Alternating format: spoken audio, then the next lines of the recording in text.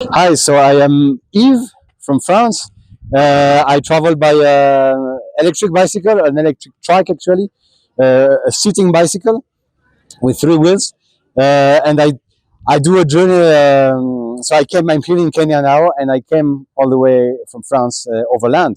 So on my journey, I crossed a big part of Europe, so through France, Switzerland, Italy, then all the Balkans, so Slovenia, Bosnia, Serbia, Kosovo, Macedonia, Bulgaria, then across the Middle East, so across Turkey, went to Lebanon, then back to Turkey, Iraq, Jordan, uh, Egypt, and then from Jordan I could reach Africa finally. So Egypt, Sudan, Ethiopia, and here I am in Kenya, and I am on my way now to South Africa.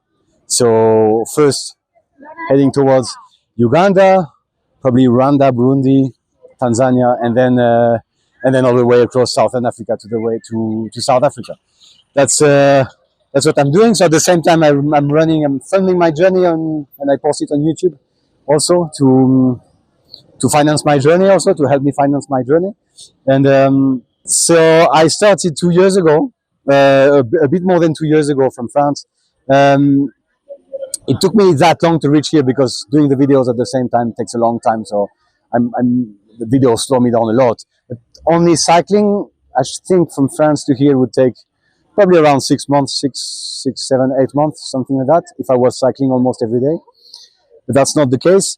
So what inspired me to do this kind of journey? It's originally is very simple. Is I was an engineer working in the business area in Paris. I was bored. I didn't like what I was doing, so I was strolling on the internet, seeing what people were doing. That's like almost 15 years ago now, and I saw some people were traveling the world on a bicycle, and basically that's how I thought, that looks cool. So that's basically how the ID started. Then I tried 10 years ago to travel with a normal bicycle, not electric, and I failed. So I went as a normally with like most people do with as a backpacker. I traveled the world like this, and I knew that this lifestyle was what the lifestyle I like in my life. So after this journey, I always had this kind of regret not to have failed to travel by bicycle, and maybe I think about 3 years ago, as I was working well, around the world. Um, my mother bought an electric bicycle, and when I jumped between two jobs from Indonesia to the US, and I did a stopover in France, I tried her electric bicycle, and it immediately clicked. I thought, I failed the normal bicycle. Maybe I can try with an electric bicycle, and that's how I got into this journey. Basically, somehow that's how I chose my vehicle for this journey. I used to have properties, but I sold everything. So now everything I have, if I have a few investments, they're all manageable from far away. And the family, I mean, no, I'm single. It's a bit complicated to have a family with this kind of nomadic lifestyle. So, I mean, I have my parents, my sister, but I don't have a family except them. I like to see different culture. I like to experience to see how people are how people live in different places. Um, yeah, I just like to see something new people, new cultures, to just experience how the human being decided to create different cultures in different, very, very different cultures in very different parts of the world. That's what I like, just to discover new cultures and new people. I mostly like to see the people and how they are everywhere in the world. For me, I don't find it tough because I like what I do. So I'm just happy to do it. I mean, the main sacrifice is not to have a family. I think it's very complicated to have a family, and that's actually, and I think it's probably a need. It's a natural human need to have a family, and with the lifestyle I have, it's a very complicated thing. So I think the main sacrifice, if you want the huge freedom I have, the what you lose is the family side, basically. So I would say that's the toughest part. If I find someone who can adapt to my lifestyle, because my lifestyle for me is not non-negotiable. I love what I do, and I don't want to go back to an office. I mean, the main challenge is it's physically tiring to ride for many hours, sometimes for several days consecutively, uh, and So otherwise, it's the safety. Sometimes you have to listen to the advice of the locals if people tell you it's dangerous, but also sometimes locals exaggerate because they want to make sure you're safe. So it's best to find a balance, and it's hard to know also from far away. Well, is a place safe or not? You hear maybe it's dangerous, but then you get close to it, you realize it's very localized, and you can go close to it, and nothing will happen to you. So it's I think one of the challenges is to be able to assess the situation and assess the safety of the places you go. Yes. Probably here I could meet wild animals, but not dangerous ones. I never met dangerous ones, but it will probably happen. I guess I will see how I deal with it. For me, it's just like just go, and if you are into trouble, just find a way out of the trouble. But first go. So far? For me, so far, I think it's good. Security is good? Yes, it's good. I honestly, I mean, when I had problems, I can understand why I had problems. So it's and it was never a problem that stopped my journey, basically. So it was, well, it's part of the deal. Like when you want to travel like this, you will face problems at some point. You'll be robbed. It just happens. It could happen anywhere. So it's just, you have to be ready for it, and just don't let it make you scared and stop what you're doing. Just keep going. And I mean, everyone waves me to stop. So I thought I'll stop once, see how it goes. And as I stopped, and as they came to me and they immediately asked for money, I immediately thought, okay, I made the wrong move. It was not smart to stop. But then you are in the situation. So then I felt a little bit threatened. But in their behavior, they were not threatening. But I saw they had big knives, and they were asking for money. So that's why usually I would say no, but that's why I gave them money in this situation. And it was a little bit tricky. So then when I opened my bag, I was worried that they would see maybe.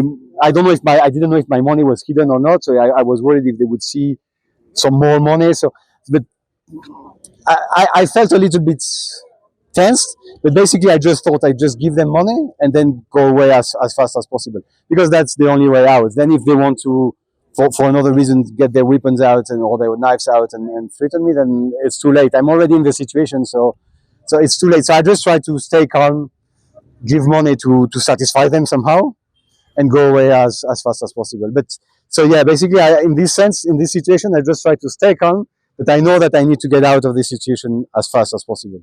And the second incident, it was a bit similar, because at first he was asking for food, so I was okay. It's fine. I can give you a bit of food, but then he was asking to kind of like a lot of food, like he seemed to like want all my food. So it was a little weird. So I did not really feel threatened, because I did not see him having any weapon, but I felt a little bit, like, say, harassed. So I was just annoyed. I didn't feel threatened. But then when I could understand that he was asking for money at the same time. Then I thought, okay, he's not gonna give up. So I just thought the same. I need to find a way to get out of it. So which was basically just pack my things and tell him I'm going. So if I leave, he's not gonna. He cannot follow me because he's walking. So when I felt the situation was turning the wrong way, then that's the same thing. So if something bad happens because he wants to rob me immediately and threatens me, it's just too late. I put myself in the situation. It's too late. I can't do anything about it. But I try to make the situation that is not good last the least time possible, and get out of it. So pack my things and get on the road again. For me, speaking a local language, it's not really speaking. For me, speaking the local language is not that difficult, because I just learned, let's say, 4 or 5 basic words to show respect to the culture, because in any culture in the world, the language is a big part of the culture. So to show respect to local people, I beg therefore to learn hello, thank you, how are you, I'm fine, just a few basic words. So that's just to make people happy, because it's always nicer if a foreigner arrives to your place and he starts speaking in a language you don't know. You'll be, like in France, people, if they don't speak French, people are offended. So I understand also that outside you have to try to say hello, at least in the local language. It's just sign of respect, basically. But I don't know, in the end, I don't really know the local language. I just know some languages I know more, but some languages I just know 4 or 5 words, and that's all. But the languages where I know I will stay a long time, like I stayed a long time in Ethiopia and I've been many times in Ethiopia. So that's why I know a little bit more of Amharic. And Swahili, I make a bigger effort because I know it's a language that is quite widespread. But for example, for Borana language, I know very little because I just passed through. So in the case of Borana, I just knew hello, thank you, that's all, basically. Swahili words, yeah, I know, like, well, Mambo, Jumbo, Safi, Poa, Poasana. I'm learning on Duolingo, but here it's hard to practice because everyone speaks very good English. Especially in Africa, with my passport, it can be complicated. So far, now I'm out of the complicated areas, but Sudan, if I came from Egypt because also Sudan is easier to get the visa in Egypt, but if you don't get it in Egypt, it's very complicated. So Sudan is it can be tricky sometimes. But in the end, Ethiopia and Kenya was quite easy because there is e-visa. But yeah, that's one of the main issues that you have to foresee, basically. For example, in Iraq, they have a weird thing with this Kurdistan, which is kind of half independent in the north. So I entered from Turkey in Kurdistan, so I got a Kurdish visa, but it was not valid for the entire country. It's only valid for part of the country. So then I had to fly to Baghdad to get the visa without my bike because my bike cannot fly, to get the visa for the whole country and go back to Kurdistan to pick up my bike. So sometimes you have to find tricks just for the visa. Like when I will go in West Africa, the area through Congo, Gabon, Cameroon, Nigeria is going to be quite complicated for me as well. So after Nakuru, I will be heading towards Kisumu first, and then Kampala, then probably Rwanda, Burundi, Tanzania, and then across Zambia. And then I will see probably Botswana, Namibia, South Africa, something like that. And from South Africa, what else? And for South Africa, back up to Europe via the West Coast. I don't know exactly how, but like basically through, let's say, Angola. Okay. Angola, then all the Congos, all the Congo, Gabon, Cameroon, Nigeria, all West Africa, and through all the way to Morocco and then Spain. So since I started my journey in France all the way to Kenya, I cycled about 11,000 kilometers. In Iraq, I could have cycled actually, but I did not cycle some part because of potential war around, so risks of kidnapping and this. In Ethiopia also, I skipped some part because of the safety issues. And in Sudan, I skipped some parts because my bike is electric and no electricity. So it was like if it was like 300 kilometers of desert with no electricity, there's no way I can do it. Well, I could do it in some way, but I could not use my engine, so it would have been much more complicated. It was 45 degrees. It was very hot, so I think it was dangerous to do it. So I decided to skip one part because of the heat and the lack of electricity in Sudan. But mostly it's for safety, sometimes for just lack of electricity. But when I skipped, it's always I put the bike in a car or on top of a minibus or in a bus, but never by flight, always overland.